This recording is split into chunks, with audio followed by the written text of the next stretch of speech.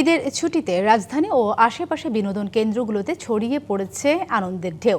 উত্তরার দিয়াবাড়ি পরিণত হয় এক প্রাণবন্ত উৎসবমুখর স্থলে। পরিবার পরিজন নিয়ে নানা বয়সী মানুষের পদচারণায় মুখর হয়ে ওঠে পুরো এলাকা। তবে নিরাপত্তা নিয়ে অভিযোগ আছে অনেকের, পাশাপাশি খাবার ও অবকাঠামোগত উন্নয়নের দাবিও আছে।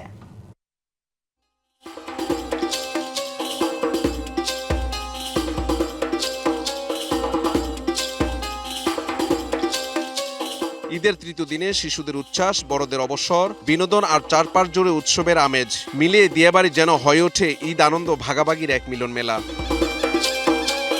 দুপুরের পর থেকে রাজধানীর উত্তরা দিয়াবাড়ি মেট্রো রেল স্টেশনে খোলা জলাশয়ে কায়াকিং, বিভিন্ন রাইড, ওয়াটার বেলুনে মেতে ওঠে শিশু কিশোরা। হাসি আনন্দে ফুটে ওঠে নগর জীবনের এক অন্যরকম উৎসবের চিত্র।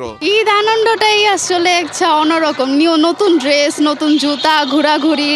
সরকার আরো ইনশাল্লাহ আরো এটা ডেভেলপ করে দিলে আরো এখানে আরো ঈদ উদযাপন সবাই মিলে করতে পারবে ইনশাল্লাহ। আগে কখনো আসিনি, তো এই জায়গাটা আরো অনেক সুন্দর হোক, আমরা যেন প্রতি বছর আসতে পারি এই জায়গায়। ঈদের ছুটিতে রাজধানীর বিনোদন কেন্দ্রগুলোতে প্রিয়জনদের নিয়ে আনন্দমুখর সময় কাটাচ্ছেন নানা বয়সের মানুষ।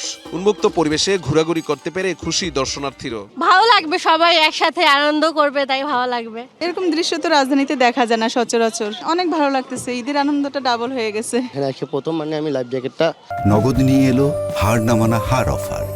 সর্বনিম্ন 10,000 টাকা রেমিটেন্স নগদে পাঠালে থাকছে স্বর্ণের হার জেতার সুযোগ। যেটা আশা করলাম সেটা পাইলাম।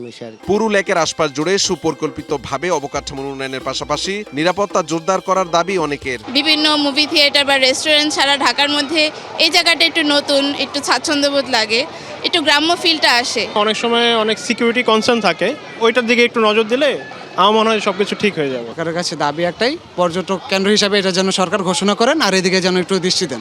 ঈদের এই ছুটিতে রাজধানী জুড়ে উৎসবমুখর পরিবেশ, যেখানে পরিবার পরিজনের সান্নিধ্যে শান্তি খোঁজ মিলেছে নগরবাসীর। Mahmudul Hasan Nazim, DBC News, Dhaka.